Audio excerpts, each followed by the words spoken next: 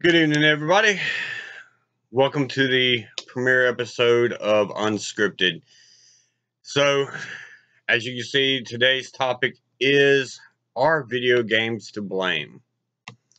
So, I'm going to start off by saying I know that the media and people are always looking for something or someone to blame for tragedies. It's human nature. I get that. But really, what gets me are people who try to profit off of it. And, but I've seen several cartoonists that did drawings of kids playing violent video games, trying to link that to the tragedies of the school shootings and everything, and blaming the games. When in actuality, in my opinion, it's BS. So that being said, so let's take a look back at human history. First recorded murder was Cain killing Abel. I mean, that was, towards the beginning of time. So I highly doubt that they were playing, Call of Duty Eden or anything of that nature. They were, and then you look at people like Adolf Hitler, Jeffrey Dahmer, Charles Manson. All of these people did horrendous acts to humanity, but it was not the game. I mean, there was no games to be blamed then, so point is invalid. It is more about individuals not having respect for life and respect for other individuals. So from personal experience, I mean, let's look at, I had to be probably in about third or fourth grade.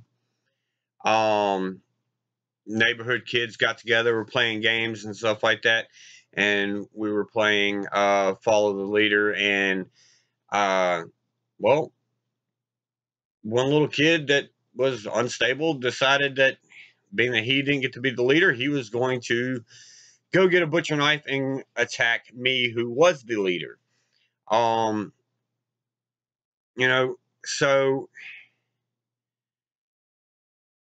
it's more about individuals and stuff like that.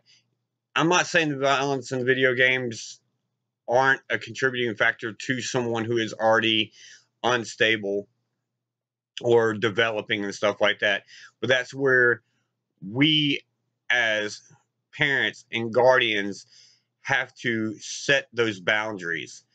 So I was reading one article and they were talking about how video games are not regulated, blah, blah, blah. They sell these to minors, and death and sex and blah, blah, blah.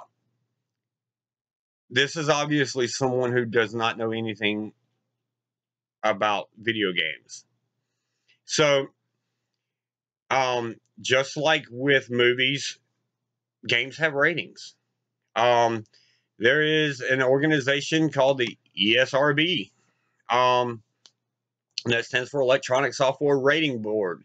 They are essentially the MPAA of video games. So just like the MPAA rates movies and tells you why it's rated this way and why you shouldn't let your young kids go in and watch a rated R movie, the ESRB tells you why video games should not be played by young kids. They even have it broke down for everybody, for EC, ETN, teen, M, and adults only. And then, on the back of those, they have brief descriptions of why those games are not appropriate for your 7-year-old. A little backstory: I work in retail. I sell video games and video game related merchandise for a living.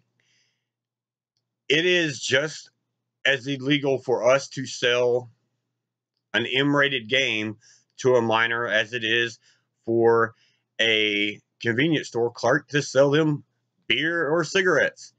The same thing applies. We will lose our job, companies get fined, so on and so forth.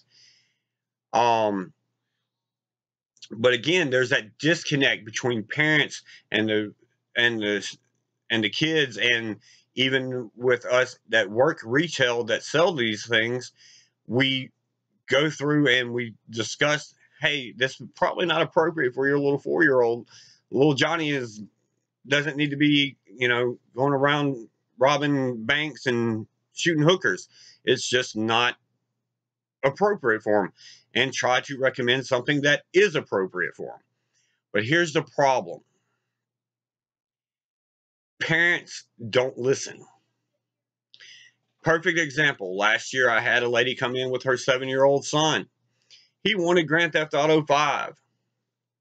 So I went through the list of reasons why she should not get him Grand Theft Auto 5 and why it was not appropriate for him.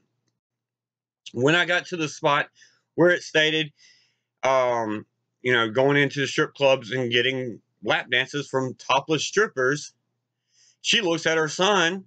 I'm thinking that she's going to say, no, you can't get that. No, her response was, hey, you're going to get more action than your father. And then high fives him. Needless to say, she bought him the game.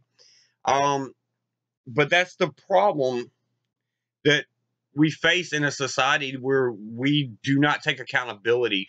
We do not set things up we don't set our kids up for success.